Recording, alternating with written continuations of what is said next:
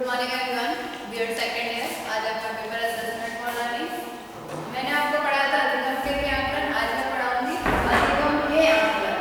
देखो, मैं चार तरीके से पढ़ाऊंगी: अधिगम के रूप में आकलन, अधिगम का आकलन, अधिगम के आकलन और अधिगम के लिए आकलन। चारों में डिफरेंसेस है। जो प्रकार दे रखे हैं अधिगम के आकलन के, उसमें चारों में ही डिफरेंसेस है कहीं ना कहीं। अब है अधिगम का आकलन। अगर हम इसकी परिभाषा है, हम इसकी सिर्फ एक अवधारणा है, जस्ट फॉर एग्जांपल से अगर मैं इसको समझाती हूँ, तो जब हम एक पाठ या हम एक इकाई या हम एक पूरी विषय वस्तु पढ़ा लेते हैं, उसके बाद में हम बालक को ग्रेडिंग प्रदान करते हैं और ग्रेडिंग के आधार पर हम बालक का क्या कर रहे हैं, हम ये बताएंगे कि उसने कितना उपलब्धि स्तर या कितनी उपलब्धि प्राप्त करी है। मतलब अधिगम के लिए आकलन में तो क्या होता था कि प्रारंभ से लेकर अंत तक क्या चलता था, मूल्यांकन की प्रक्रिया चलती रहती थी। व्यापक प्रक्रिया थी, लेकिन अधिगम का आकलन एक सीमित प्रक्रिया है। इसमें जब तक एक इकाई या एक हम ये कहते हैं जो हम टॉपिक पढ़ा रहे हैं, वो टॉपिक पूरा होने के बाद हम उसका आकलन करेंगे। बीच में हम कुछ भी बालक में सुधार करने के लिए या परिवर्तन लाने के लिए कोई भी कमी या हम ये कह सकते हैं कोई भी कार्य नहीं करेंगे। क्यों नहीं करेंगे? क्योंकि जब अध्यापक पढ़ाएगा, अध्यापक के पढ़ाने के बाद में अध्यापक खुद उसका मौखिक रूप से, लिखित रूप से आकलन करेगा और आकलन करने के बाद में जो भी बालक ने ग्रेड प्रदान करा है, grade A, grade B, grade C या ग्रेड डी, उसके आधार पर उसके उपलब्धि स्तर को पहचाना जाता है।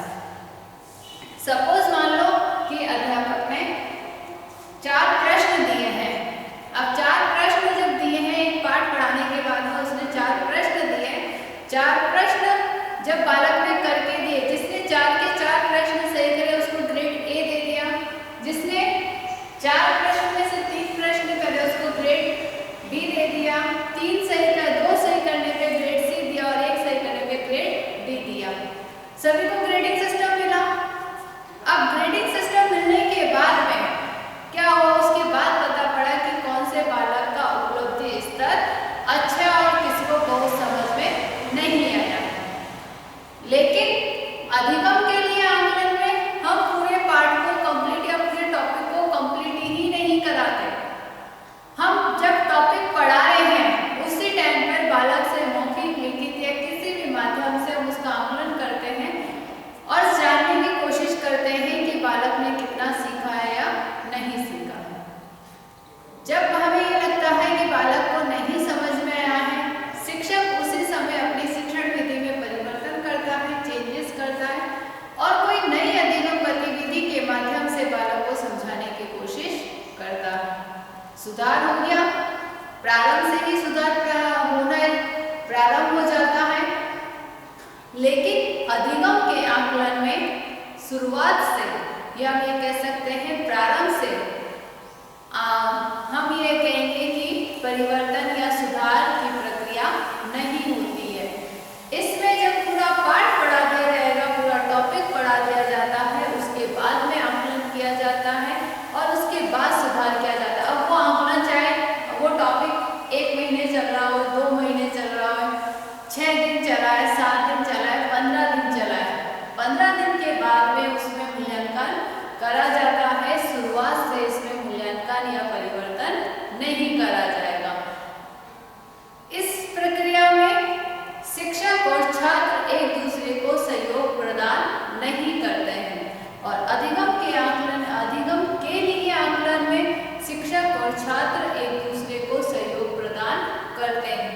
इसमें सिर्फ शिक्षक के द्वारा ही आकलन की प्रक्रिया का कार्य होता है, लेकिन अधिगम के लिए आकलन में शिक्षक और छात्र स्वयं ही अपना अपना आकलन करते हैं और शिक्षक द्वारा भी आकलन किया जाता है छात्र का और छात्र के द्वारा भी आकलन किया जाता है शिक्षक का। लेकिन इसमें दोनों का अधिगम के आकलन में ये प्रक्रिया या हम ये कह सकते हैं ये कार्य नहीं होता है। इसमें सिर्फ शिक्षक ही आकलन करता है छात्र का, छात्र सहयोग प्रदान नहीं करते हैं। बिना सहयोग के भी ये शिक्षण प्रक्रिया संपन्न हो जाती है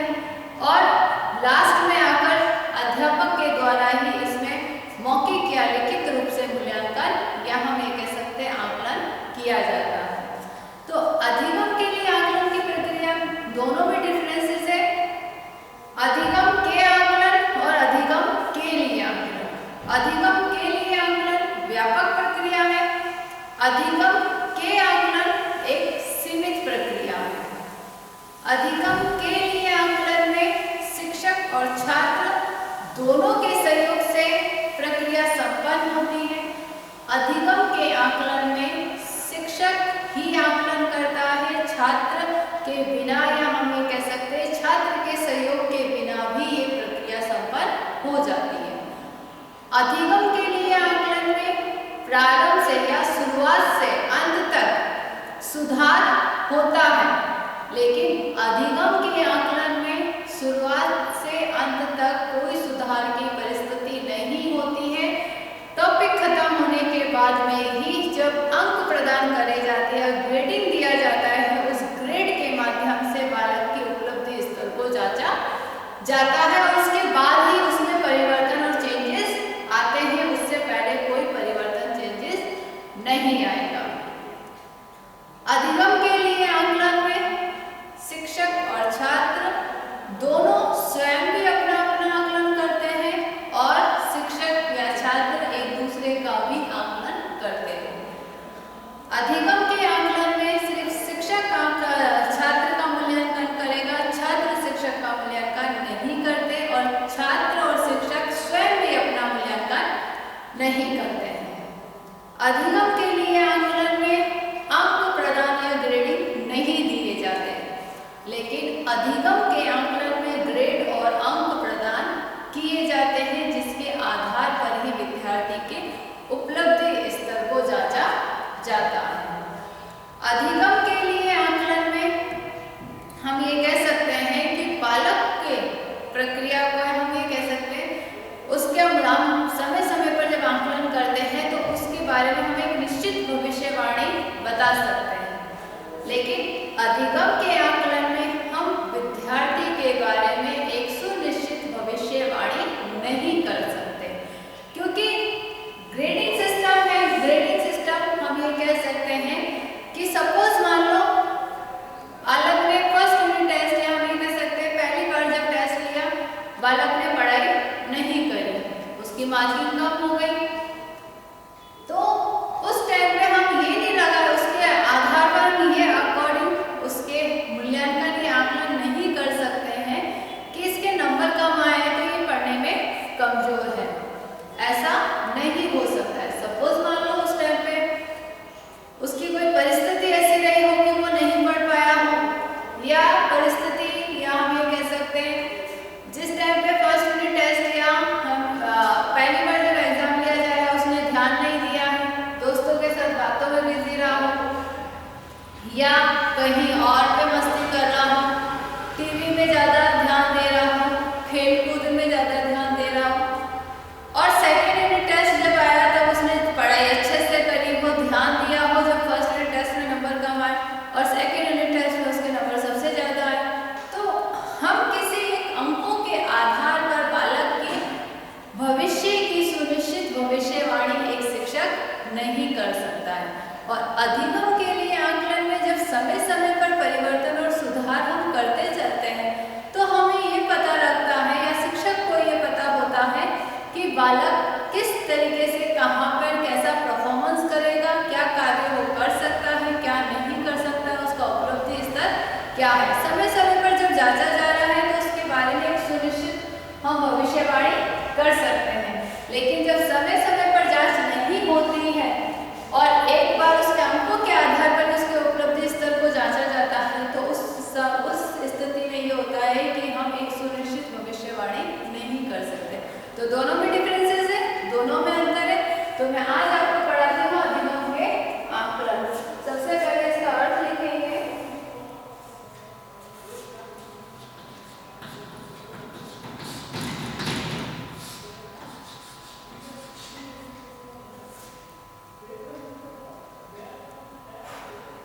अधिगम के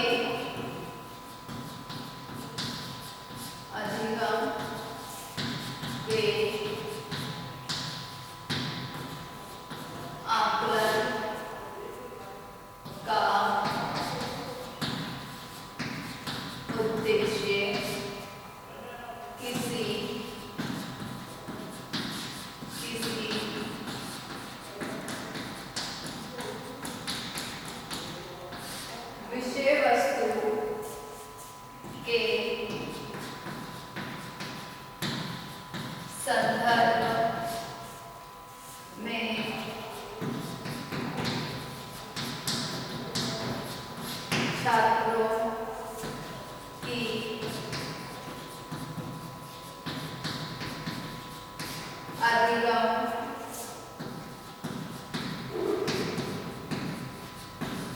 उपलब्धि के बारे में, उपलब्धि के बारे में एक निश्चित प्रमाण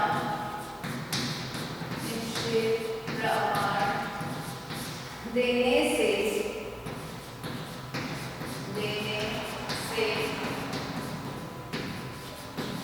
संबंधित होता है। जैसे एक शिक्षक द्वारा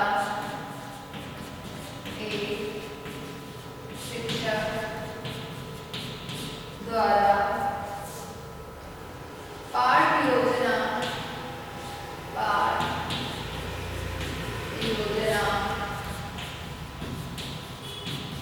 निर्माण करके छात्रों को गुणा करने की प्रक्रिया सिखाई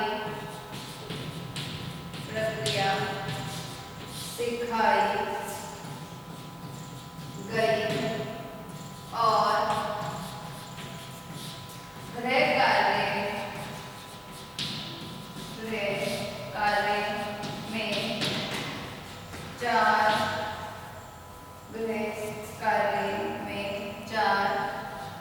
प्रश्नों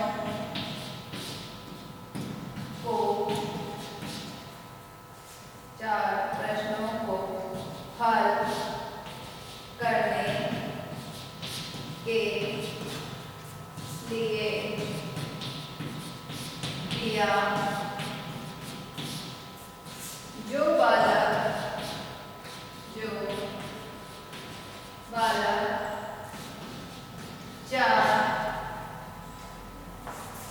बालक चारों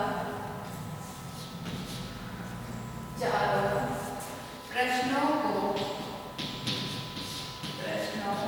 को सही करता है तो उसको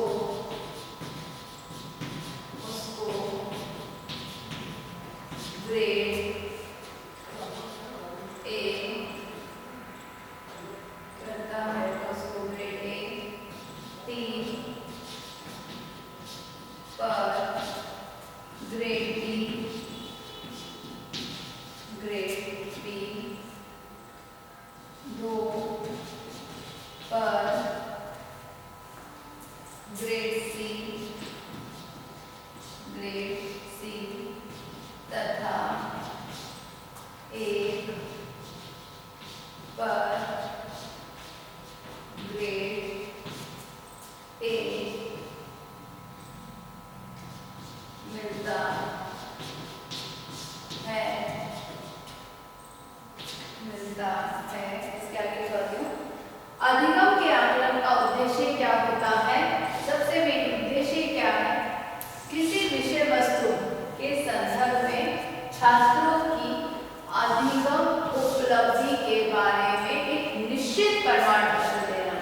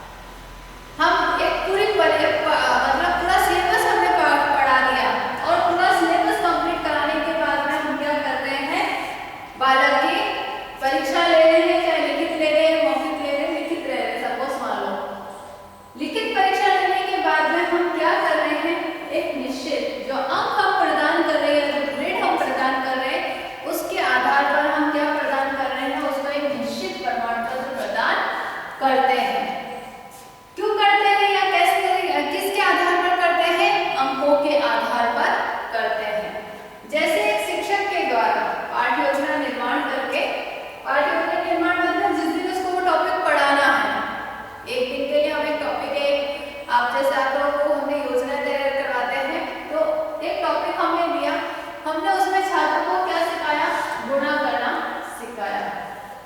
गुणा की प्रक्रिया जब सिखाई गई, शिक्षक ने गुणा की प्रक्रिया सिखा दी और फिर क्या करा, गृह कार्य में जो 4 प्रश्न है वो हल करने के लिए दिए, जब जो करने के लिए दिए। अब जो बालक चारों प्रश्नों को हल करके लेकर आएगा उसको तो क्या करेंगे, ग्रेड ए मिल जाएगा। जो 3 को सही करके लाएगा ग्रेड बी, 2 पर ग्रेड सी और 1 पर डी, 1 पर क्या मिलेगा, ग्रेड डी। अब इस प्रक्रिया के आधार पर हम क्या कहेंगे कि बालक का हमने क्या करा, ग्रेडिंग सिस्टम दे दिया।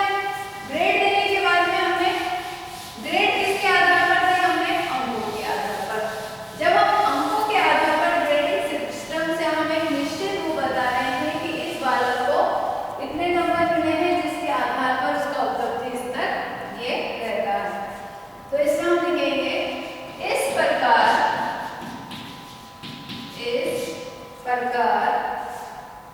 शिक्षक के द्वारा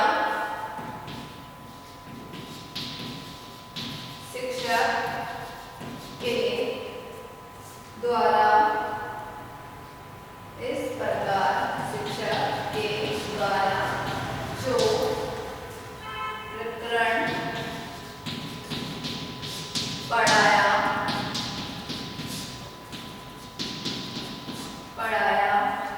गया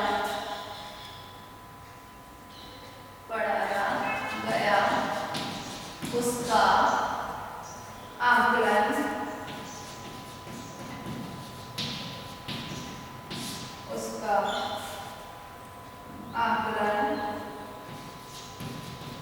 प्रस्तुत किया, उसका आकलन प्रस्तुत किया जाता है।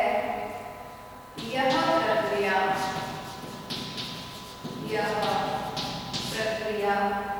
प्रत्येक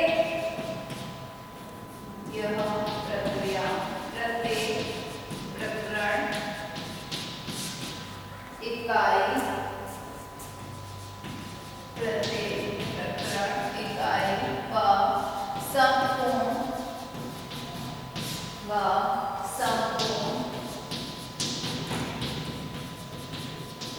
विषय वस्तु के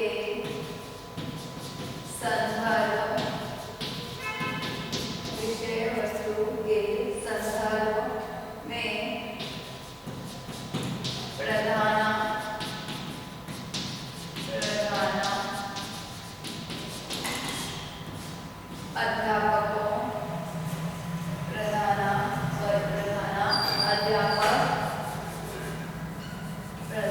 अध्यापक व छात्रों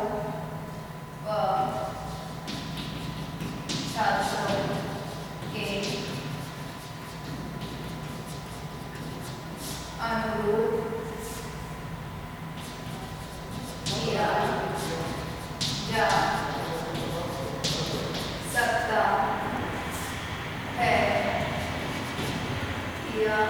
जा सकता है, इस प्रकार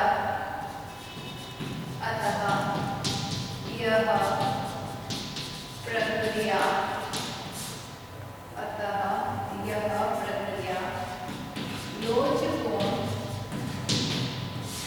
भी मानी जाती है। मतलब शिक्षक के द्वारा कोई भी टॉपिक पढ़ाया गया है उसका आकलन प्रस्तुत किया जाता है। यह प्रक्रिया प्रत्येक टॉपिक के ऊपर, प्रत्येक इकाई या यूनिट के ऊपर और या संपूर्ण विषय वस्तु के संदर्भ में प्रधानाध्यापक व छात्रों के अनुरूप प्रस्तुत की जाती है। और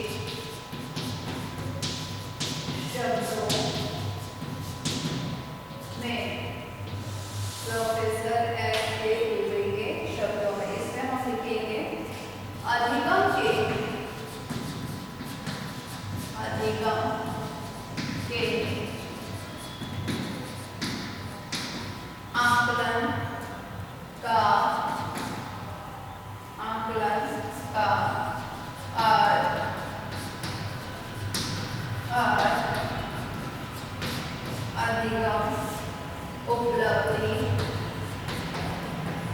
अधिगम उपलब्धि स्तर को अंक व श्रेणी प्रदान, अंक व श्रेणी प्रदान करने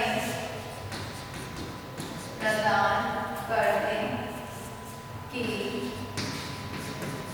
प्रक्रिया, करने की प्रक्रिया से है, जिसमें प्रकरण या इकाई के अंत में सभी, इकाई के अंत में सभी छात्रों की अधिगम, छात्रों की अधिगम उपलब्धि, अधिगम उपलब्धि या अधिगम, अधिगम उपलब्धि या अधिगम प्रगति, अधिगम उपलब्धि या अधिगम प्रगति को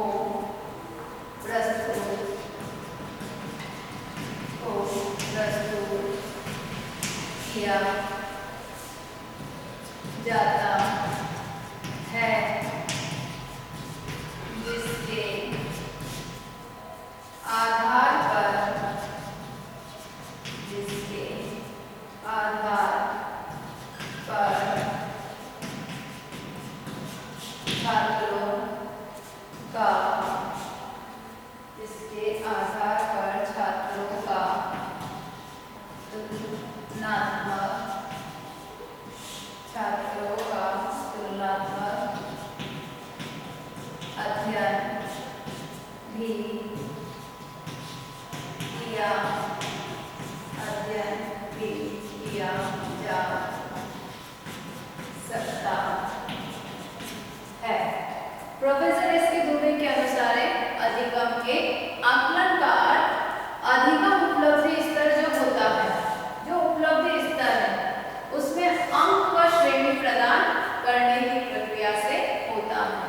भाई अधिगम जो उपलब्धि स्तर है उसमें हम कितने अंक प्रदान कर रहे हैं, कौन सी श्रेणी प्रदान कर रहे हैं, उसी से ही किसका मीनिंग लिया गया है, अधिगम के आकलन का मीनिंग लिया गया है, जिसमें हम ये कह सकते हैं कोई प्रकरण या इकाई के अंत में, देखो वापस से बता रही हूँ, अधिगम के लिए आकलन में प्रारंभ से या शुरुआत से हम तक सुधार या परिवर्तन करते चलते हैं, लेकिन इसमें ऐसा नहीं होता है। इसमें हम कोई टॉपिक पढ़ा रहे हैं या हमने पूरी यूनिट पढ़ा दी या हमने संपूर्ण विषय वस्तु पढ़ा दी, पूरा पाठ्यक्रम कंप्लीट करा दिया, उसके लास्ट में, अंत में हम सभी छात्रों की अधिगम उपलब्धि या अधिगम प्रगति को प्रस्तुत किया जाता है, जिसके आधार पर छात्रों का तुलनात्मक अध्ययन करते हैं। भाई अंक हमें प्रदान हो जाएंगे तो हम तुलना करते हैं कि इस छात्र को 17 अंक प्रदान हुए हैं, सेकंड छात्र को 35 अंक प्रदान हुए, तुलना हो रही है कि 70 जिसको प्रदान हुआ है उसने ज्यादा सीख लिया है, उसको ज्यादा समझ में आ चुका है, जिसको 30 प्रदान हुआ है उसको कम समझ में आया, उसको बिल्कुल भी समझ में नहीं आया है, उसको हमें वापस क्या करना पड़ेगा, उसमें सुधार करना पड़ेगा।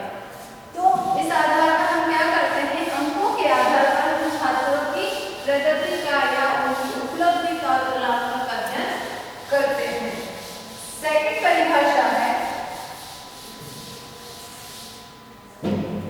सेकंड परिभाषा है श्रीमती आर के शर्मा के शब्दों में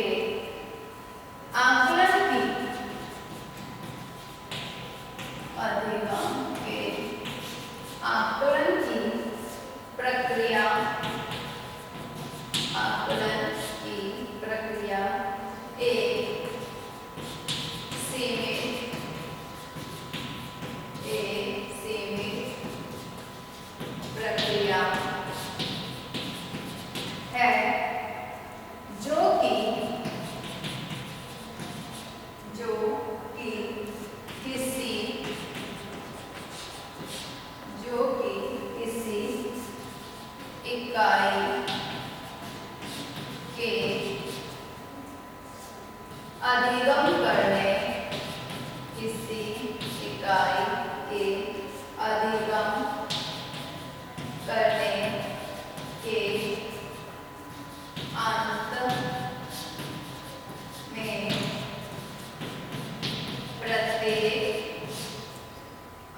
में प्रत्येक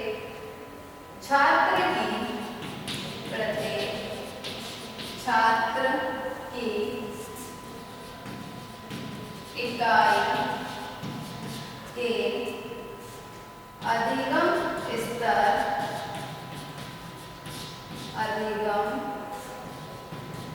स्तर को ग्रेड या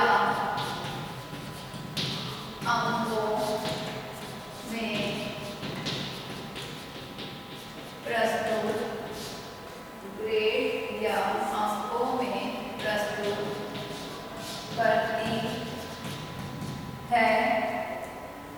मतलब क्या गया है श्रीमती आर.के. शर्मा ने भी कि अधिगम के जो आकलन की प्रक्रिया है वो क्या है, एक सीमित प्रक्रिया है।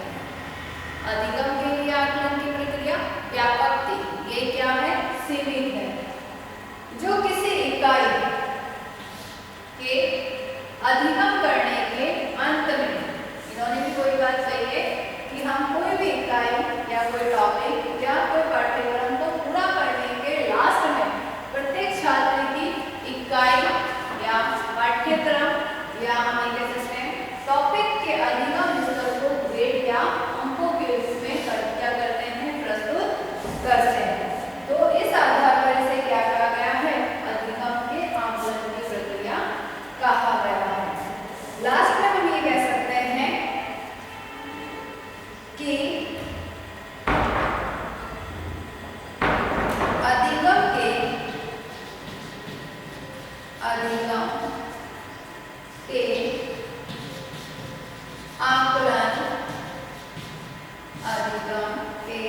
आकलन की प्रक्रिया वास्तविक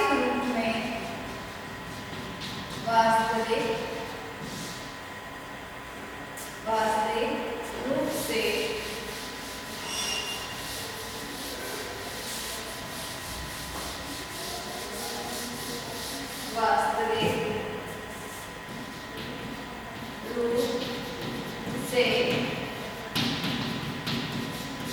छात्रों के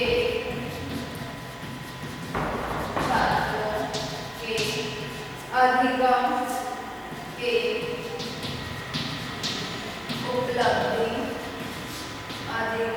के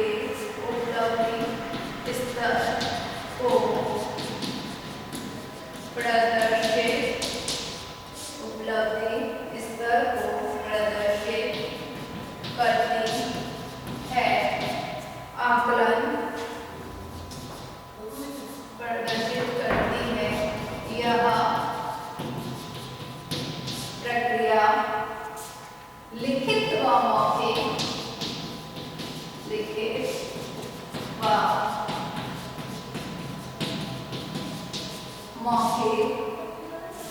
रूप में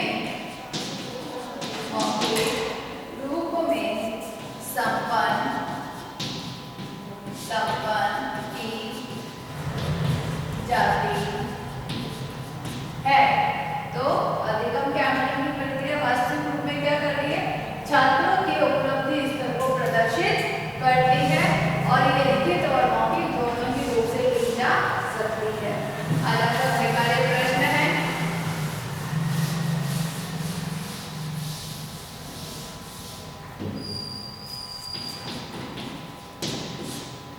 आपका गृहकार्य प्रश्न है, अधिगम